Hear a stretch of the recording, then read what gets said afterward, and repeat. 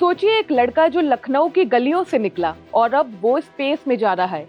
नाम है group captain Shubhanshu Shukla.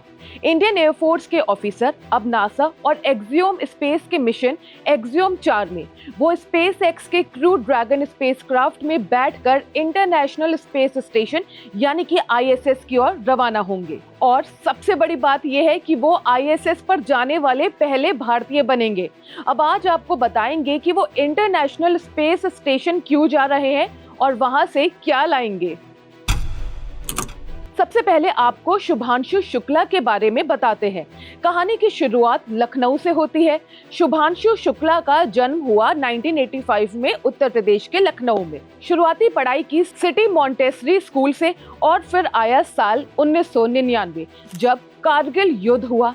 इसी युद्ध के दौरान उन्हें इंस्पिरेशन मिली देश के लिए कुछ बड़ा करने की। स्कूल के बाद उनका सिलेक्शन हुआ NDA यानी कि नेशनल डिफेंस एकेडमी में। वहां से ट्रेनिंग पूरी करके 2006 में वो इंडियन एयरफोर्स में शामिल हो गए। ग्रुप कैप्टन शुभांशु के पास 2000 घंटे से ज्यादा की फ्लाइंग एक्सपीरियंस है। यही वजह थी कि 2019 में इसरो ने उन्हें गगनयान मिशन के लिए सिलेक्ट किया। गगनयान भारत का पहला मानव अंतरिक्ष मिशन यानी कि ह्यूमन स्पेस मिशन है और अब शुभांशु उसका भी अहम हिस्सा है। इसरो ने 2 अगस्त को बताया था कि शुभांशु को अमेरिका के एक्सियोम 4 मिशन के लिए चुना गया है। इसके लिए इसरो ने अमेरिका की एक्सियोम स्पेस कंपनी के साथ एक समझौता किया, मतलब NASA plus ISRO equals to एक साथ स्पेस मिशन। इस मिशन में शुभांशु के साथ नासा, इसरो और बायोसर्व स्पेस टेक्नोलॉजी मिलकर एक खास रिसर्च करने जा रहे हैं। ये रिसर्च होगी मसल लॉस यानी मांसपेशियों की कमजोरी को लेकर। स्पेस में मसल्स क्यों कमजोर हो जाती है? जब इंसान लंबे वक्त तक जीरो ग्रेविटी में रहता है, मतलब बिना गुरुत्वाकर्षण के, तो मसल्स धीरे धीरे कमजोर होने लगती है। नासा के हिसाब से 20% तक मसल लॉस हो सकता है। ये खतरनाक है क्योंकि जब एस्ट्रोनॉट धरती पर लौटते हैं तो चलने फिरने में भी दिक्कत होती है। एक्सियोम 4 मिशन का मकसद मसल्स को बचाना है। अब इस मिशन में एक बहुत जरूरी एक्सपेरिमेंट होगा। देखा जाएगा कि मेटाबॉलिक सप्लीमेंट यानी कि खास न्यूट्रिएंट्स को मसल सेल्स के साथ मिक्स करके स्पेस में ग्रो किया जाए। अगर ये सेल्स स्पेस में भी हेल्दी रहते हैं तो मतलब ये सप्लीमेंट्स काम कर रहे हैं। इसका फायदा स्पेस में रहने वाले एस्ट्रोनॉट्स को भी और धरती पर बुजुर्गों या बीमार लोगों को भी होगा। अब समझते हैं कि क्या होता है मेटाबॉलिक सप्लीमेंट। आसान भाषा में बताएं तो ये वो पोषक तत्व होते हैं जो शरीर की कोशिकाओं को एनर्जी और रिपेयर करने में मदद करते हैं।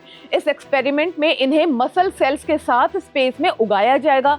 सिर्फ मसल्स ही नहीं, एल्गी पर भी रिसर्च की जाएगी। जी हाँ, इस मिशन में एक और रिसर्च होगी, स्पेस में एल्गी के बढ़ने का अध्ययन। देखा जाएगा कि बिना ग्रेविटी के ये जीव कैसे पनपते हैं। आखिरकार अगर इंसान को लंबे समय तक स्पेस में रहना है तो खाना, ऑक्सीजन और दवाओं के लिए ऐसे बायोलॉजिकल सोर्स बहुत जरूरी होंगे। आपको बता दें कि 24 मई से शुभांशु क्वारंटीन में है और अब 8 जून को अमेरिका के कैनेडी स्पेस सेंटर से वो ISS के लिए उड़ान भरेंगे। वहां पर वो 14 दिन तक रहेंगे। उनके साथ पोलैंड और हंगरी के एस्ट्रोनॉट्स भी इस मिशन का हिस्सा हैं। ये देश भी 40 साल बाद फिर से अंतरिक्ष मिशन में हिस्सा ले रहे हैं। इस पूरे मिशन को आप भारत के लिए गगनयान का एक रिहर्सल भी मान सकते हैं। इसरो के लिए ये मिशन सिर्फ एक वैज्ञानिक प्रोजेक्ट नहीं बल्कि गगनयान के लिए एक टेस्ट रन भी है। इससे इसरो को ये समझने का मौका मिलेगा कि इंसानी शरीर पर स्पेस कैसे असर डालता है और भविष्य के मिशन में किन चुनौतियों का सामना करना पड़ेगा। अब जानते हैं कि क्यों जरूरी है ये मिशन। ये सिर्फ एक भारतीय का अंतरिक्ष जाना नहीं है, ये एक ऐसा मिशन है जो दुनिया को बताएगा कि भारत अब स्पेस रिसर्च में भी आगे है। शुभांशु शुक्ला के इस मिशन से हमें स्पेस मेडिसिन, बायोलॉजी और ह्यूमन हेल्थ के नए जवाब मिल सकते हैं और शायद गगनयान का रास्ता और मजबूत हो सकता है। अगर इस वीडियो ने आपको भी इंस्पायर किया हो तो सोचिए, आने वाले समय में हमारे स्कूल में बच्चे राकेश शर्मा और कल्पना चावला के साथ साथ अब शुभांशु शुक्ला का भी नाम पढ़ेंगे।